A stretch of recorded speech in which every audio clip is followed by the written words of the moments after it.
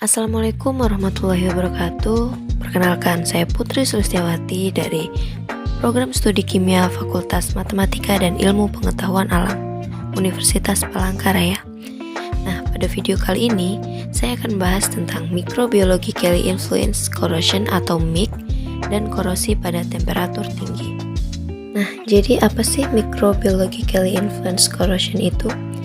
Jadi, Microbiologically Influenced Corrosion atau korosi yang dipengaruhi oleh mikrobiologi itu merupakan salah satu bentuk korosi lokal yang disebabkan oleh mikroorganisme dan aktivitasnya, di mana bakteri ini ada yang bersifat aerob yang disebabkan oleh bakteri T. bacillus dan anaerob yang disebabkan oleh bakteri Desulfovibrio.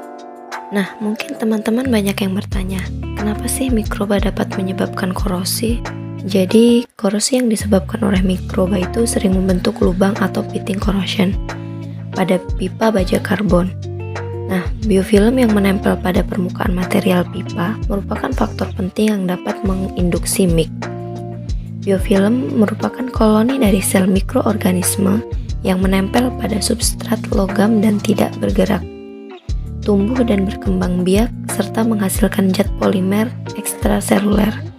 Penempelan mikroorganisme adalah proses yang sangat spontan, yang hampir dapat menyebabkan korosi pada semua material logam. Berikut merupakan contoh korosi yang disebabkan oleh mikroba. Jenis bakteri yang berasosiasi dengan logam dalam sistem perpipaan yaitu yang pertama SRB atau bakteri pereduksi sulfat, yang kedua MRB, bakteri pereduksi logam, yang ketiga APB, bakteri penghasil asam, dan yang keempat MOB, bakteri pengoksidasi logam. Pada dasarnya, korosi memang tidak dapat dihindari, namun berikut beberapa cara untuk mencegah terjadinya korosi, yaitu yang pertama, teknik mekanis fisik atau pigging, merupakan cara paling umum untuk pengendalian MIC, di mana pig adalah perangkat yang berjalan melalui pipa dan melakukan pembersihan dan inspeksi pada saat yang bersamaan. Pig dijalankan untuk menghilangkan air yang terkumpul, produk korosi, biofilm, dan kotoran lainnya yang terakumulasi di dalam pipa. Yang kedua, biosida. Biosida ini sangat efektif untuk mereduksi MIC karena mempunyai kemampuan membunuh sebagian besar mikroorganisme yang hidup di dalam pipa. Biosida adalah teknik perawatan kimia yang paling umum digunakan sebagai bagian dari tindakan pengendalian MIC di industri minyak dan gas.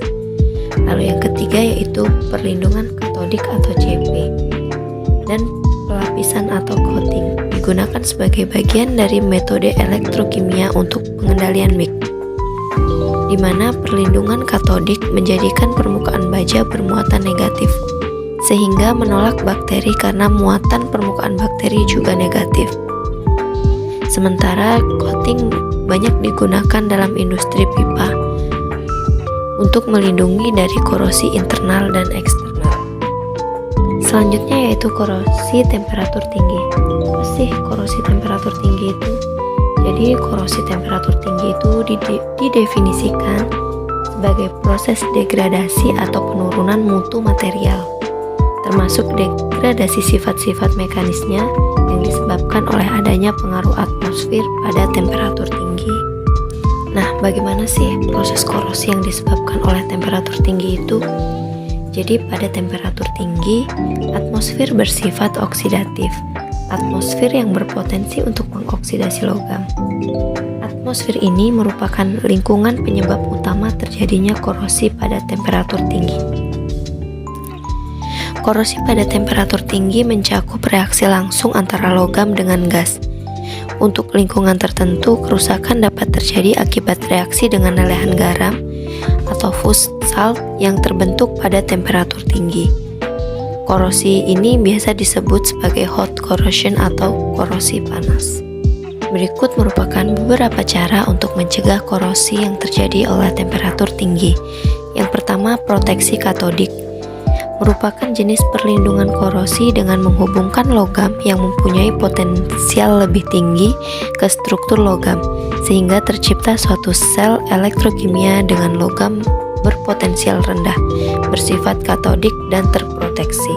Lalu yang kedua yaitu proteksi anodik, yang terjadi karena adanya arus anodik yang akan meningkatkan laju ketidaklaruttan logam dan menurunkan laju pembentukan hidrogen.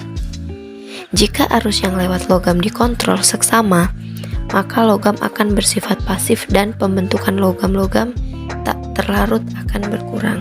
Yang ketiga, pelapisan atau coating memiliki prinsip pelapisan, yaitu dengan melapiskan logam induk dengan suatu bahan atau material pelindung.